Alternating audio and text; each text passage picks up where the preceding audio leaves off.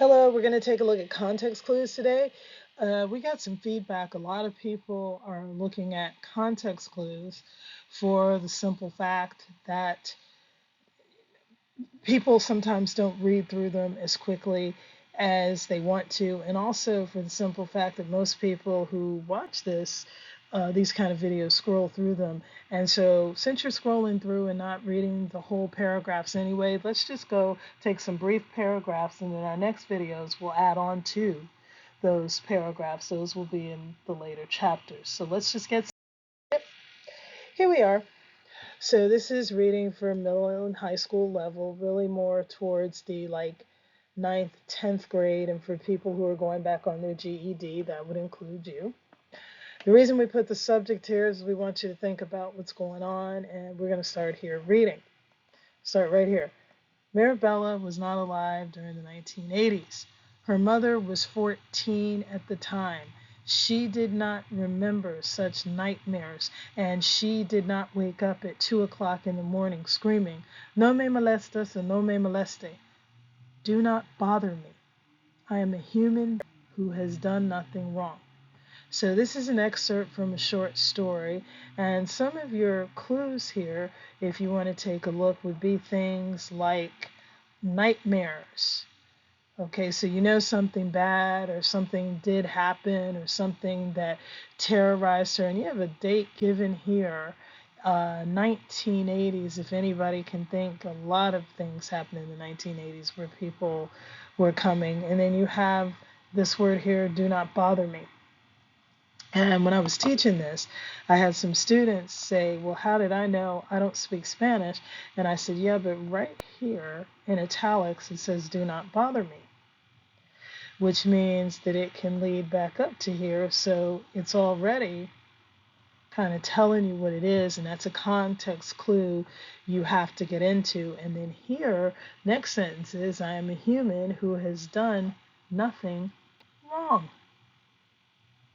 So your subject is kind of about this person, and you would hope with the name here that means um, watch pretty or pretty watch, however you want to say it.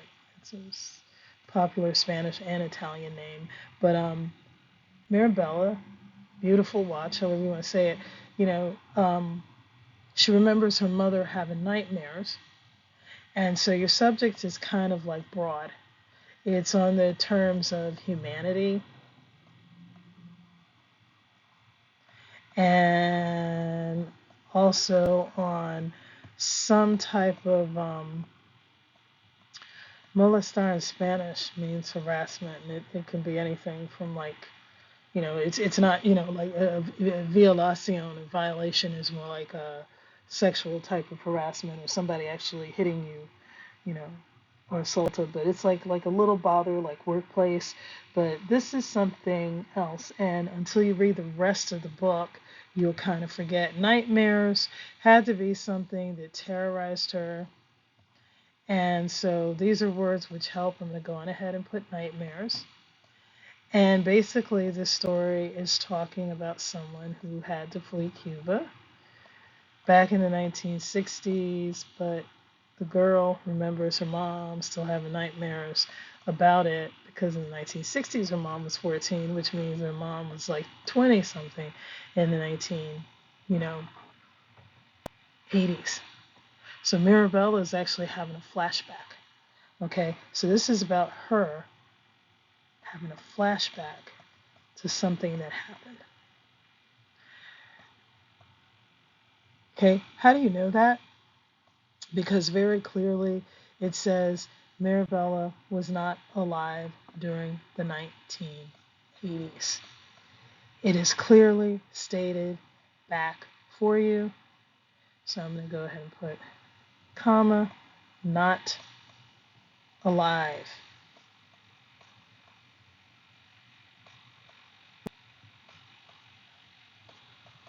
Okay, during 80s.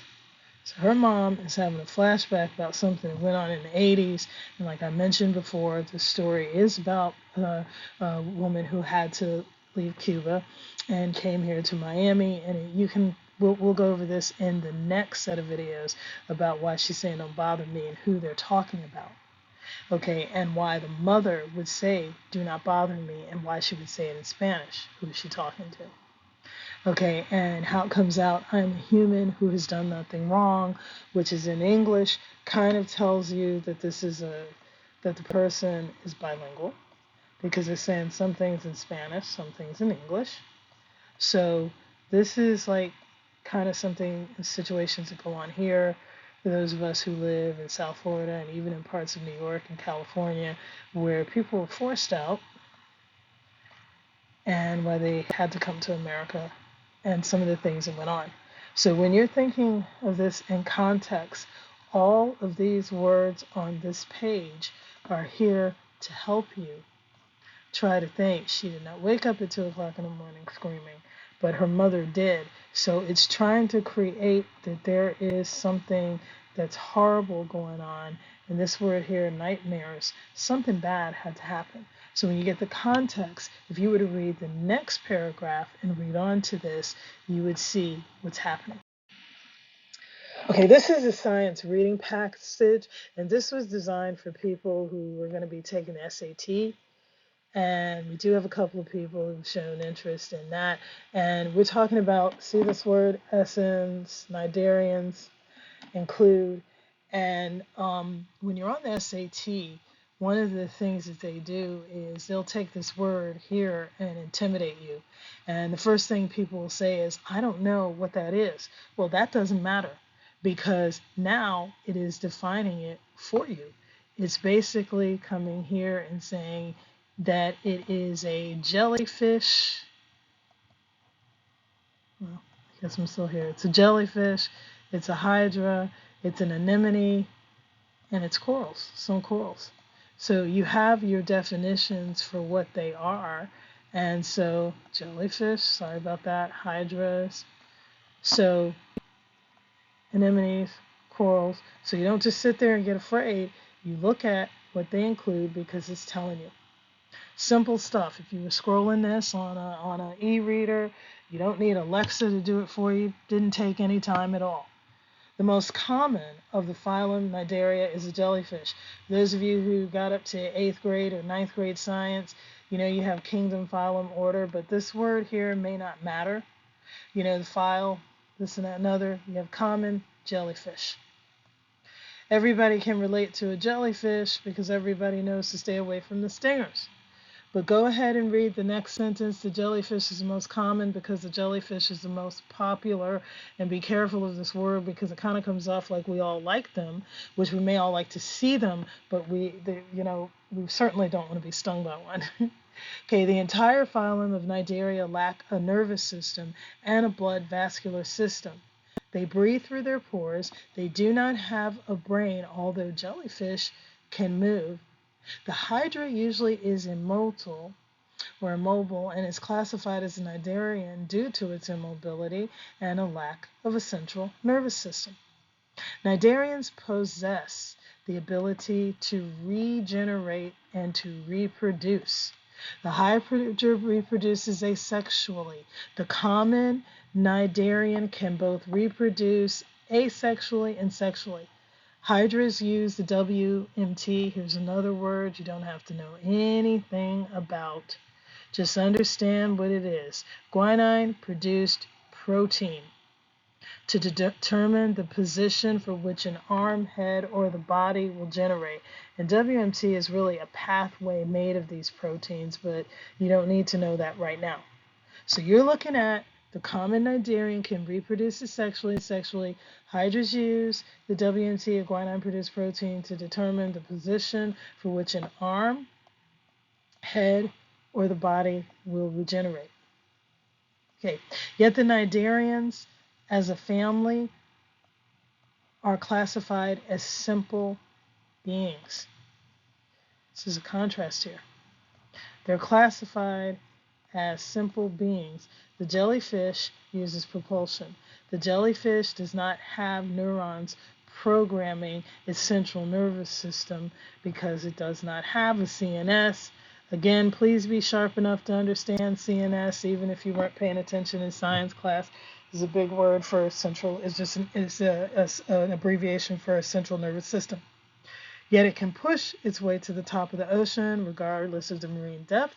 It is speculated that the hydra cannot push itself up. However, the hydra has G proteins which bound in the hydra and allow the hydra to attain energy. Therefore, it moves. Cnidarian development and movement are speculative. The jellyfish intimidates most human beings because its stinger can cause temporary paralysis. The hydra is more of a responder. It only releases sticky substances if it is attacked or it feels threatened. Still, the class of cnidarians are something that need to be studied and need to be analyzed so that we can understand more about movement. So let's go on ahead with keywords that we should be thinking about here. They use in here they actually use immobility.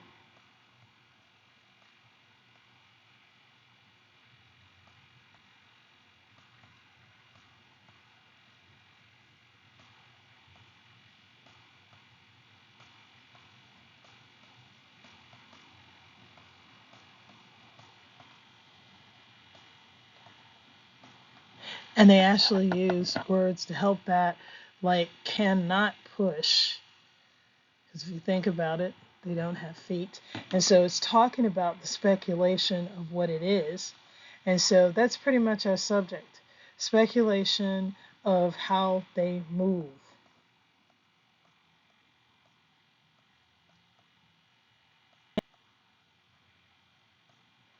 So, in context and in movement, you're able to look at what the author is talking about and what his main idea is.